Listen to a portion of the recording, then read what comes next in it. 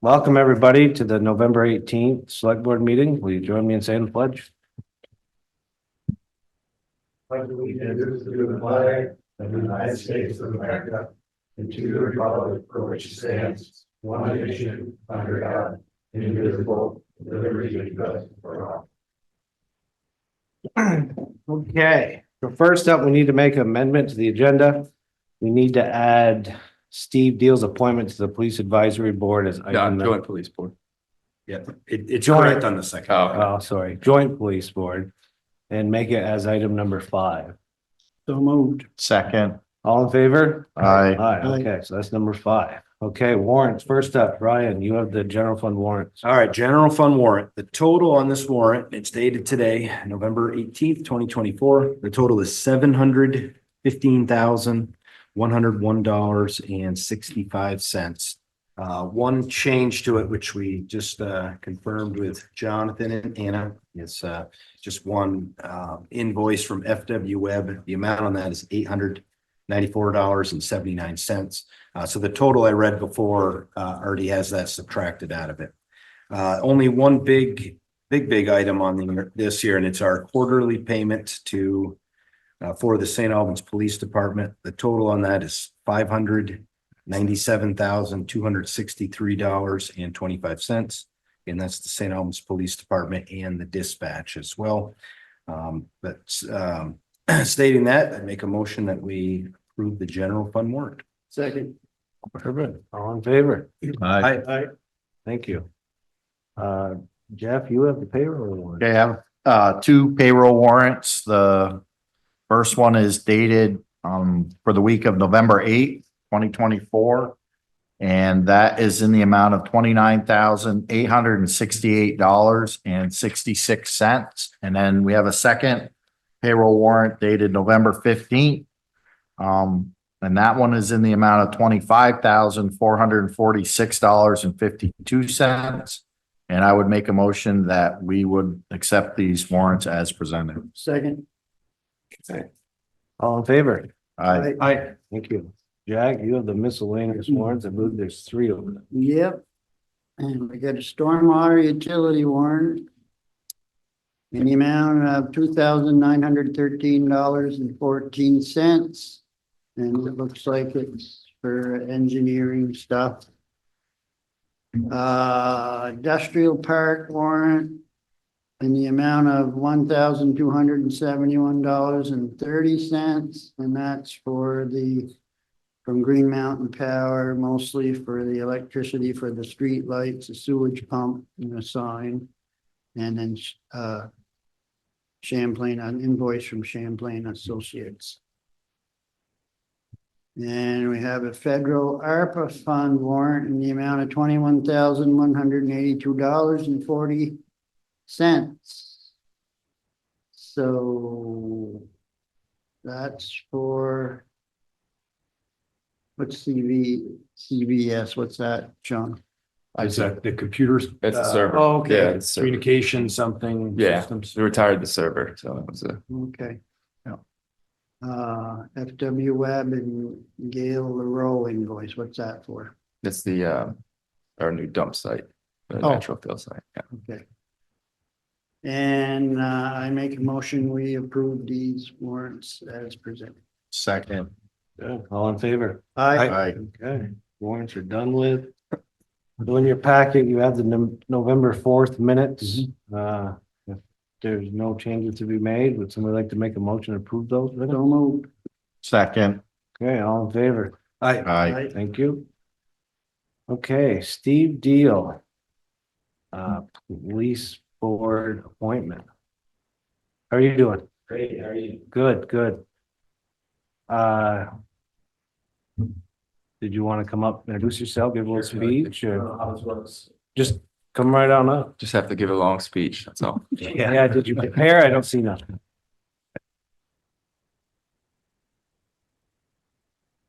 Hi, I'm Steve Deal. I'm a retired Navy captain. 27 years active duty as a naval aviator and commanded a few times, twice in Iraq and Afghanistan. When I left military service. I became a senior service executive in for the Department of Navy, and was the department's first acting chief learning officer and the deputy chief of staff to the Secretary of the Navy. My wife is a native Vermonter. She went to Stowe High School.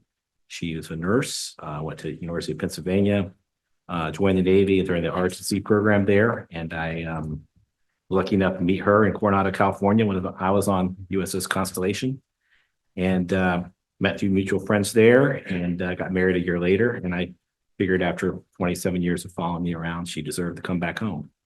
So during COVID, we came here. We bought a place on Maquam Shore, if you know, what's their names? Bernard Boucher, I think, and Madeline. Great people. I never met the doctor. He passed away in 2002 or 3, I think. But she lived there for a long time, and we were lucky enough to purchase the house from her. So we're down on 3112 Maquam Shore Road. And Janessa's sister lives in Heinsberg. She's the executive director of the CUD Communications Union District for the Kingdom, and I think another place too. They has merged. And so, and her father started Hearthstone fireplaces way back in the 70s. So he passed away in 2015. And her mother, while we came up here, really in 2020, she passed to 2023. So we're very lucky to be here for all that. But so she has long roots in Vermont. Her grandfather worked for the Department of Agriculture here in the state. And it goes way back. So I'm a Virginian, sorry. I've got 2 of them here, I guess. But I did spend most of my time downrange in Afghanistan, Iraq, and the Middle East and Western Pacific and all over the world. So anyway, I was interested in, Al Lobley is the one who introduced me to a lot of people around town. And I think, and asked if I'd like to be part of the Joint Police Board. I was at a meeting last week with the group. I do know a little bit about federal law enforcement, having worked for DHS for the last couple of years and supporting their efforts. So I'm very interested in what they're doing, learning what the police chief and the team or what their plans are, and doing ride-alongs with them, if that's okay, and talking to the St. Albans Town City Treasurer about what their plans are with regard to funding, look at their equipment status, and report back to you very, very frequently about what I'm finding.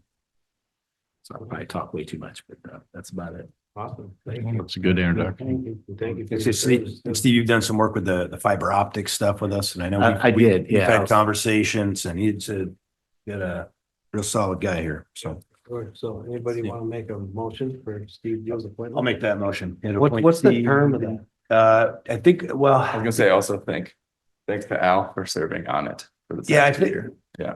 yeah, I think it's just on. absolutely. Thank Al and thank Steve. I think this came up before where when we first appointed myself, Al and Jack, we didn't I was the whole necessarily have position, expiration place on to it. hold, So hold the place open. Yeah. This was I'm sorry. I was the person that hold a place open. Correct. Yeah. We didn't have I don't think it's a time There's reach. there's no time. I don't I think just so. wanted to make sure we got it in the motion. if there Yeah. was. Okay. Because So the we- city and us, the replacing one. Okay, so I'll make a motion that Stephen Deal will be replacing Alvo Jail as one of our 3 voting representatives on Yeah. the Joint Police Board. Perfect. I'll second that. All in favor? Aye. Perfect. Thank you. Thank you. Have any direction for me now? Make sure you're there December 11th. That's it. That's the Okay. next one, yeah. All right. Yeah. Well, we can talk, Steve. Okay. All right. Before. Thank you. Thank you.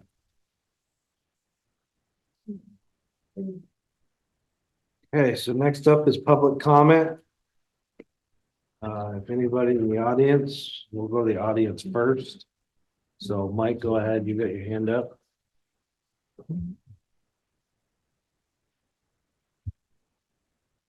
My name is Mike Goslin. I did prepare something for each of you, so could I give that to you? It's for you tonight. Just put one on Brendan's spot or No, he's not here. Extra time. Hand it to Sean, maybe we'll get it to him. Yeah. Thank you.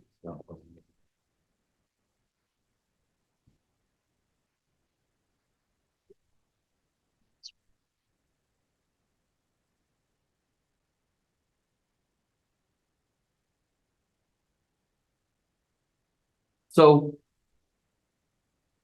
I guess if we should first say good evening.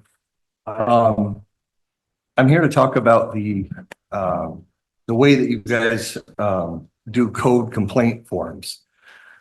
Recently, I've had an issue.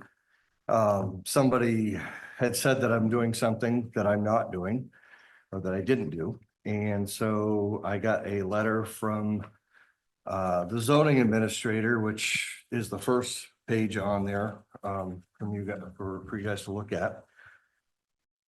When that was sent to me, I didn't get the code compliant form, so I didn't know who complained. So I called, which I would think that when you send a violation, you should send the complaint with it, so that the person being accused knows who, you know, how this came about. So when I look at this form, it has a name on it. Not a full name, but it has a name. But when I called the day a day after I got the complaint, I asked, well, who turned me in? And she said, well, it's written anonymous on here. And I said, okay, so you don't know who made this complaint? She said, that's correct. So I said, well, in the past, the former zoning administrators, there was a rule here. The rule was, because I've been in these situations before, if we can't see it from the road and the person's not willing to actually sign a complaint, meaning their full name, where they live, their phone number, we don't act on this complaint. That's the town's always handled that situation. But now they're doing it this way. One, my name's not on it, has an address. And then it says, it's checked off. I do hereby certify that this information is true and correct. Well, if you don't know who the person is, how can you check that box off? The person can't do it because it's a nobody. This person here did an M right, who's M right? I don't think it's fair to anybody that's getting accused of something to not know who the accuser is. This could get ironed out with a conversation, possibly. And I spoke with a gentleman the other day that he actually had a situation like this, and because he knew who the person was, they were able to iron it out and get it withdrawn because the person was wrong. So they didn't have to go through all this process. So I just think it's wrong that you don't really have a name here. You have nobody comply. And then the other question is, to me, when I look at this, is that, so if your person doesn't know who made the complaint, how do we know the zoning administrator, because that's who it goes to, can actually do her job and get back to that person and say, hey, look, I spoke with Mr. Goslin and this is what's going on. She doesn't even have the ability to do that because she doesn't know who this person is. I think that's totally just unfair to me that she can't get back to the person and let me explain myself. So I think the process is unfair. I think this form should be changed back to the way it used to be, where if a person's not willing to put their full name on it, their address, their phone number, and sign a complaint, then the zoning administrator shouldn't act on it. That's just my feeling. I guess I would like you guys to think about that. It's a process right now where somebody, like, I could be I don't know who this person is. I could be being bullied by somebody just trying to tie my time up, waste my time. And I think that's unfair. And it's opening a door. This kind of stuff is going to open a door for bullying, for people to just get even with people and do things that they shouldn't be doing. This person may not live in the state. They could be doing this on Google Earth, for all I know, from another state. Is that anything that this board wants to have happen, or this town wants to have happen? You need to be held accountable. So I would like you guys to look at this form that you have online and come up with, either go back to the old policy or consider going back to the old policy, which I thought was fair. this policy is not fair. In some of this paperwork that you guys will have, you'll see I was sent several notices. Keep in mind, this property is code compliance with the National Fire Protection Agency. It was all brought up to code. I also have a CO on this property, exactly the way it stands. I haven't changed a thing. But in one of these zoning letters, it says that I have constructed a rental property into a single unit. I have done no work to this property whatsoever. It's exactly the way it was CO'd when it came through. I haven't been able to express that to the zoning administrator. She doesn't want to listen to it because she says that I'm at fault. I did go to the town manager, but unfortunately, she said that you'll see in the letter there that I shouldn't have talked to him. I shouldn't go to him. And when I did go to Sean, he said he wasn't really in control of what she does or Not attached to zoning. It's the state. Not of attached to Vermont zoning. keeps it separate. So these zoning rules, he doesn't have any control over. So maybe I made the wrong move there. Maybe I'm guilty of that. But I just don't agree with the way this whole thing went down. So I guess I'd like to have you guys change that for other people so they don't have to go through the situation, because I guess I'm at a point, if I don't appeal and I don't go through this process, I'm going to be being fined roughly $200 a day for something I didn't do. And do I want to waste my time with that? No. Do you want me to waste my time with that? I don't think so. So if you guys would reconsider how you take these complaints and how you handle them, I would greatly appreciate that. And I'm sure other taxpayers in St. Albans Town would appreciate it as well. So did the zoning girl ever go out there? No. Look, No, just going on. she did the CO. She's the one that did the CO. But she's also saying that I constructed an apartment. I have not constructed an apartment. I don't think she means new, like recently. I think that's what she means as like he originally constructed. I don't think she means add on. Well, if I originally had it, she shouldn't have gave me the CO. Correct? She gave me the CO, so it should be what it is. That's my opinion. I haven't changed anything. I don't tell people what to put in there. I have a letter from the guy that was my security that was working there when he actually gave his notice to leave. Is that my only condition of him is that he was there from 7 p.m. to 7 a.m. And if anything came up, he was to call me immediately or call the fire department if there was a fire. So I had somebody on site, and that's what I used it for. That was my original intention. So Are you planning on appealing to the DRB? I don't know where I'm going yet with this. At this point, I'm starting with the complaint department, because if this was actually a person, I could probably call the person up, or she could have got back to the person and said, well, this is the way I did the CO. It's exactly the way it was, which whether or not she would do that or not, I don't know. And this is the way he's using the property, but she has no opportunity to do that. They have no opportunity to withdraw this complaint because they don't know who they are. And I'm saying I'm not doing what she says I'm doing. There was an ad and she didn't read the ad or doesn't even have a copy of the ad. And I told her, I said, when in the ad says commercial, you need to read the ad. Well, I don't have the ad. I said, well, you got pictures of the apartment, whatever you want to call it, or what I'm being accused of. So you must have something. She said, no, we didn't read the ad. I said, read the ad, but I didn't have it. So should have read the ad. It says commercial. And I think I'm allowed to have security on site. Yeah, I don't think that part was questioned before. So if you take that into consideration, I'd greatly appreciate it.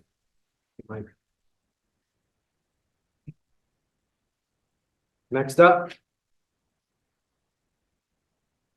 Hello, Hi. No, thank you for hearing me out. you're welcome. I'm here with my husband tonight to request a zoning change for the commercial district in the Northern Growth Center. Specifically, we're requesting that housing of any form, 1 unit or more, be conditional use in the commercial district in and around the Northern Growth Center. Right now, as the bylaws read, the only conditional use for housing is in that district starts at 5 or more units. But before I get into why we feel this needs to be addressed in a way, I want to be clear in saying that we know there were several planning commission and select board meetings when the newly updated bylaws were discussed, and that we didn't attend those to make this request or argue the point behind it. And that is largely because my husband Mike had been in communication with staff in the community development department, and we believed that we were all on the same page regarding this issue. We were surprised and disappointed when we read the updated bylaws and found the issue hadn't been addressed. Now, we know that there's a housing crisis in our state, and as a landlord, I feel it every time I have a turnover. I feel terrible every time because there's always an enormous response when there's an apartment that becomes vacant of interested people and families, but I can only provide housing for one person or one applicant. People are in tough shape, and typically when people say there's a crisis, it can be pretty hyperbolic. But this housing situation, we're in a spot where every single unit added to the market counts. Employers can't hire people, rents are skyrocketing. We have a property in the commercial district and want to get a conditional use approval, site plan amendment, wastewater permit amendment, impact fee, or whatever else is required to legally permit a single residential unit. But right now, because of the bylaws, there's no path available for us to do that. You have a few other property owners in the district that may feel the same way as us. We want to provide housing units, but we can't support 5 or more units. And these conditional approvals where the Development Review Board can use its review process to make sure these residential units are a good fit. This is one of few areas in our town with access to water and sewer, and there are existing structures that could reasonably support 1, 2, or 3 units with conditional approvals from the DRB. We really were under the impression that this change was going to be in the draft bylaws you guys reviewed and approved. I guess something happened in the community development that prevented the bylaw change. But every time someone proposes a large development of any kind, we hear about how the school is at capacity. We can't handle a large scale housing project, but these 1 to 4 unit structures are the best fix for this housing problem in that regard. To use regulation to prevent them across the board is a failure to meet the moment that we're in.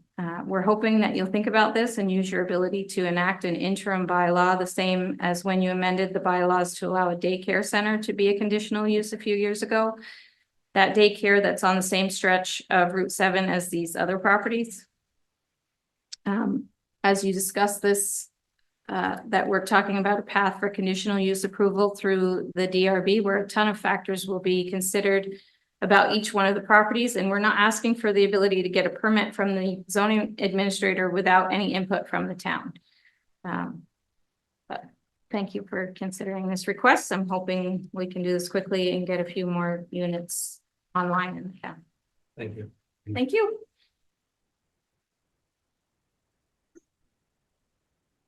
Anybody else want to make a public comment? Hearing none, I don't know who Matt is online. Anybody on Zoom want to make a public comment? Okay, hearing none, we are going to move forward. Town manager's report. Couple quick things. Just a reminder, our Holly Jolly Jamboree is coming up. It's not on Black Friday. It's on December 7th, the following week. Got a lot of good stuff on there, actually. We're going pretty much all out with that. The toy drive went really well this past weekend, right? Is it past? Yeah. Filled the tractor trailer full of toys and sent it down to South Carolina, thanks to the Franklin Masonic Lodge. And we're doing a partnership with Main Street Graphics to actually start an online store and with kind of like a line of clothing for, with our logos on it, the sailboat or the 05478 stuff. And all the proceeds or profits go to the Stonehouse Bay Park Fund. So that should be up and running in the near future. So just little baby step, but positive. Perfect. Very exciting. Anybody, you good? Mhm. Okay. Anybody have any other business? That's easy. Okay. The next meeting, the regular meeting is Monday, December 2nd and Monday, December 16th, starting at 6:30. The town offices are closed Thursday, November 28th and Friday, November 29th for Thanksgiving. Having said that, somebody like to make a motion to go into executive session, to discuss a contractual matter where premature general public knowledge of the subject matter would place the town or persons involved at a substantial disadvantage. Further move to enter into executive session to discuss a contractual matter under the provisions of Title I, Section 313A1 Vermont statutes, and to invite the town manager and director of operations. Make both motions. Second it. Okay, all in favor? Aye.